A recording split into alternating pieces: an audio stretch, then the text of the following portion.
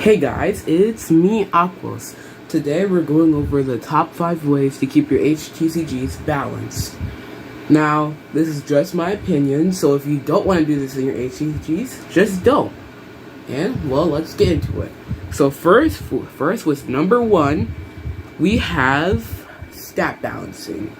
So, stat balancing is the way that you balance your stats. How every fighter or creature in your game should be somewhat equal. So basically the opposite of what Yu-Gi-Oh does. You know how Yu-Gi-Oh you could just have the weakest thing in the world, the weakest attack stat in the world, and weakest defense stat in the world, and then just have monsters with high attack that you can both summon. You can both normal summon them, but they're significantly different in power, right? You should not do that. Basically, everybody should be unique, but not everybody should be crazily over one person should not be completely outpower another card. Get what I'm saying? So the way to keep stats unique but to keep them balanced is to have stat bases. Stat bases are basically the base of the stat, how much a normal card would have. So I suggest the first time when you make your card game, the first card that you should make should be the stat basis of all your other cards to go off of.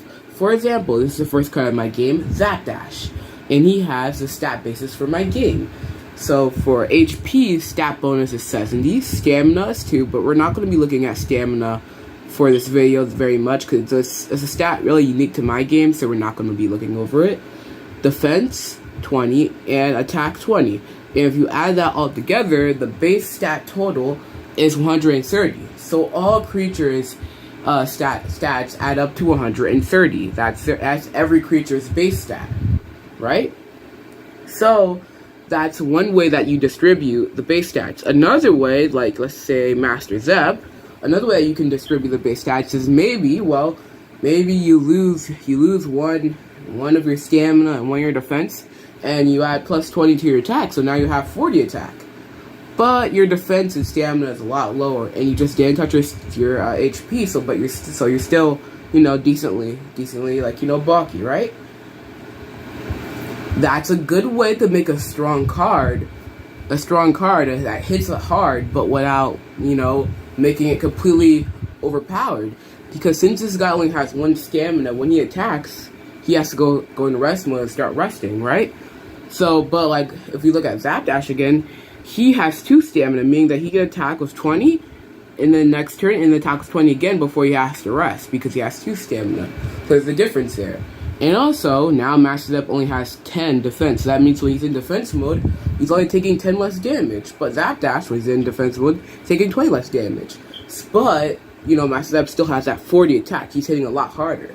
So there's differences. You have to balance it. So your cards can still be unique and different without one card being the most strongest card in the game and another card being the weakest card in the game.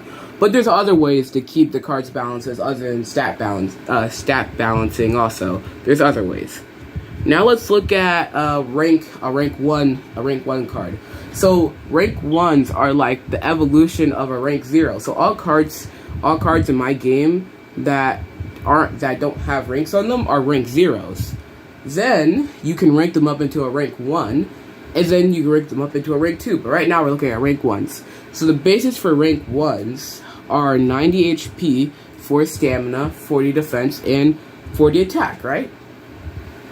It's basically a upgraded version to Zapdash. All his stats just got a plus 20, basically, right? That's an amazing way to balance your stats. That means now, yes, they're stronger, but you're required to rank up Zapdash to go into Turbo Dash to get the boost. So there still is like a barrier to get to him, right? Even though his stats are just stronger than Zapdash, he is just pure more stronger. But you have to work to get there, And then we have a rank 2. So rank 2s there is a very big difference in power level if you were to compare a rank 2 to a rank 0. You can see there's a big gap in power. As you can see, a rank 0 has 20, a rank 1 has 40, and a rank 2 has 80. So there is different ways of distributing them. But actually, this rank 2 actually stats is distributed in a unique way, so it's not just a plus 20. But if it was just a plus 20, a rank 2, like the base stats for rank 2 would actually be 60 attack, 60 defense, 60 stamina, and sorry guys, my math is not mathing right now, 120 HP. But there can be different stat. You can redistribute the stats to make, stats different. Like this rank 2, he has different stats than what the base total would be. So yeah, this is a really good way of keeping your cards balanced and keep them all on the same playing field, so nothing feels overpowered. It's very important that you do this. So then your game's power creep is controlled. Power creep is okay, but when it's not controlled, that's when it's dangerous. Now your power creep is more controlled if you use a system. Cards can still get more powerful with their effects, but now it's a little bit more balanced, that their stats are balanced. It's harder just to power creep your game by accident if you keep with a system. Next is effect balancing. So right here, this is a special card. Special cards basically work like spell cards from Yu-Gi-Oh! If you played that game before, but if you haven't, basically you use a special card and then it goes in a discard pile. Boom. So you do whatever the effect of the special card is, and then boom, goes in the discard pile, and yeah, really simple. So yeah, zap attack, special card, do 20 damage if you have a thunder type on field. So this means, yes, you get to do 20 damage, but you do not get to do it for free. You have to have electric type on field. So when you're making effects, the effect should always require thoughting of the player. You should never just have an effect where you get to just do whatever you want. Or if the effect just happens, like you don't have to do anything, the effect must be very small. Your effects that do just go off for free, they can't be powerful, or they should be limited. They cannot just do a lot of damage, right? But like there's other examples of effects though. So effects are a lot harder to balance. You have to keep everything in mind while you're making effects, because especially power creep can go crazy and make your effects broken. But anyway, and then also a good way of balancing effects is, see, this does 20 damage, but I need a single thunder type on field, and the base attack for cards is 20. So basically, having one card is equal to doing 20 damage. It's a good way to do, balance your cards. When effects are harder to balance, that's a good way to do it. So then now we have Fire Blast. Do 40 damage if there's 2 fire types in play. So now you're doing 40 damage, because if you had 2 fighters, the base value for attack is 20. 20 plus 20 is 40. So it makes sense if you have 2 fire types on field, you're doing 40 damage. See, very well. And then you can have effects like these, where it can do a lot of crazy stuff, but also it's limited. You have to kind of get lucky, or you have to really play a certain way to, win. So this is balancing Shaba. If Shaba is on field, do 10 damage for every free field space on both players' fields. So, and then also you can only have 1 copy of this card, because it is a little powerful, but you need specifically Shaba. That's the key word. Shaba, and also you guys, if you don't know what Shaba is one of the creatures in my card game. But yeah, you need specifically Shaba to use it. And you get to do 10 damage for everything on field. So this is a type of effect where it can do a lot of damage and it can not do a lot of damage. But it's still balanced in the fact that it's inaccurate. You're not going to always be able to see it because you can only run 1 copy of it. So that's how you can balance effects that could be a little bit more crazy. Just make sure that they're not searchable, or that they're not searchable in an easy way. Anyway, yeah, so you get to do 10 damage for every free space on field, but you're automatically losing 2 spaces, because if Shaba's on field, that's already 1 space on your field, And if you're even doing damage to something, that means that there has to be something on your enemy's field, right? And also to kind of give like background and kind of make this make sense. In my card game, there's only six spaces on field on each player's field. Yeah, you guys probably needed that to make this effect make sense.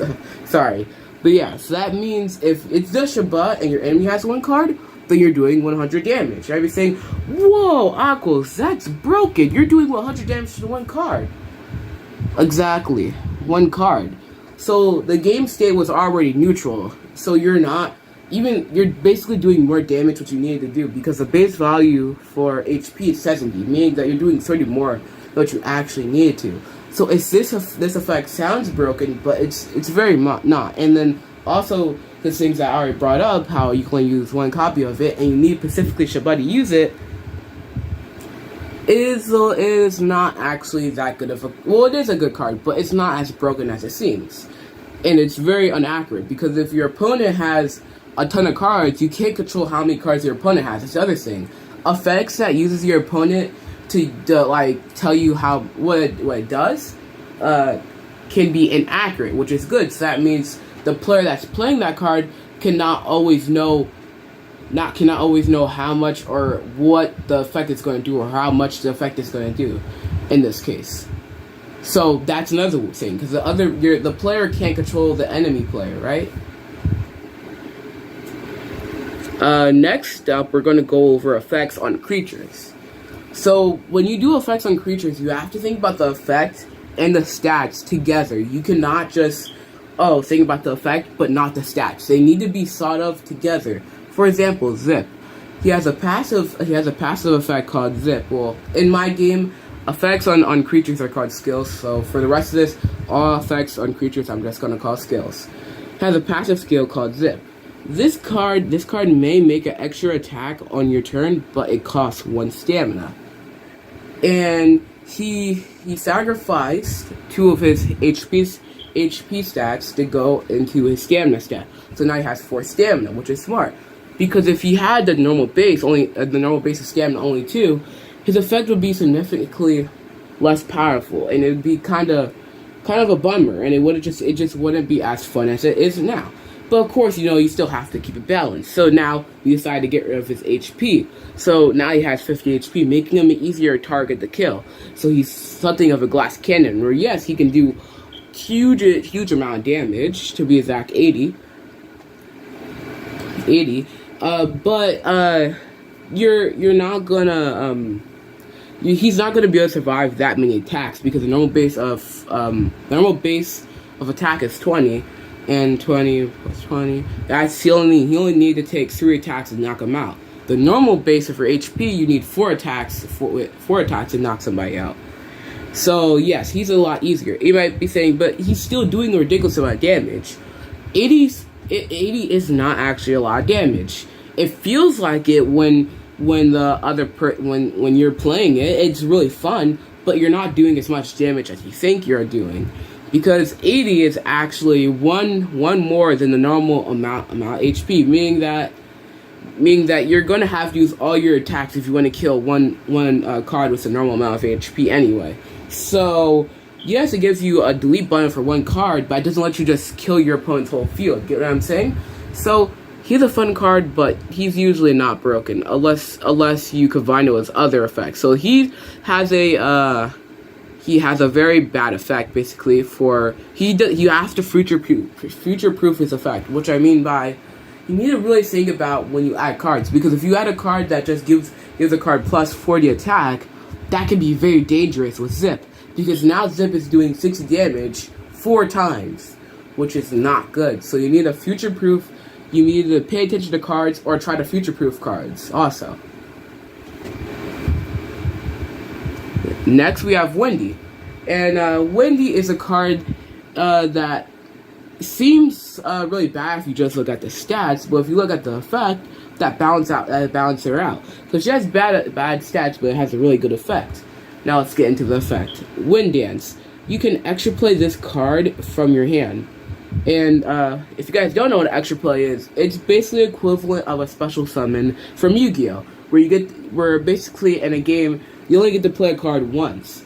But if you have an extra play, you get to, make an extra play. You get to play a card for free. So now you're playing multiple cards per your turn, basically instead of just one, except for a normal one play, which is really nice. Except for the fact that Wendy has really bad stats because she put all her stats in the stamina. Stamina is only good if you have good enough stats to use it. If your stats are so bad that you don't even want to use your stamina, then the stamina might as well not be there, which is a good way to make cards bad without giving them no use. She still has a use. Her stamina could be used for different effects that require a certain amount of stamina, or require a card to lose stamina, which is great. So she still has value also. And also she has a rank, so she still brings value also. But we just weaken her stats to make sure that she can't be too strong, because having two cards when you're supposed to have one can be broken. And then next up, another requirement for effects can be losing. Now, losing you can't just say, if you're losing, do this and this. There has to be more specific. But if you know that if they have a certain thing in a certain place, that means that they're probably in a losing position, then you can use that for effect. For example, updraft. If you have a one type in your discard pile, on your next turn, draw one additional card.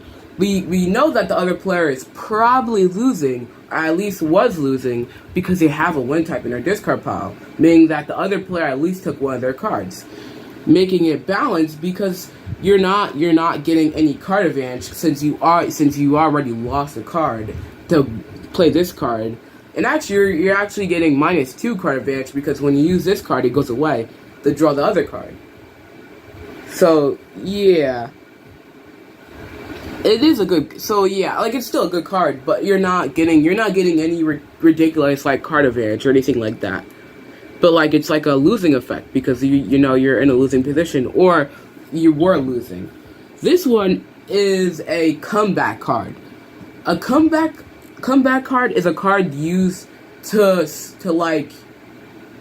change the flow of battle, give the losing player a chance to win before the winning player wins. Now, of course, you need to make sure that you don't have too many of these cards in your game. You need to make sure their effects don't influence the game too much. But if you let them influence the game enough, it can make the game really swingy and make it really fun for both players, because they're going back and forth. And also, it's not fun for the winning player to feel like they're just always going to win. So there should always be a pushback, or a little of a scare that, oh, maybe the other player has this card, or maybe the other player has a combo that could beat me. Basically, there should still be that fear that you could lose, and you still should be on edge. So Beam of Hope is a comeback card. If your enemy has more shield cards, then do 100 damage, then break either player's one shield. So this sounds a little broken. Also, you might not have understanding of this, but shield cards are basically your life. When you lose all your shield cards, you are able to be attacked directly, and then you lose, right? Just to give you guys some context. So that means if your opponent has more shield cards than you, that probably means that you're in a losing position already.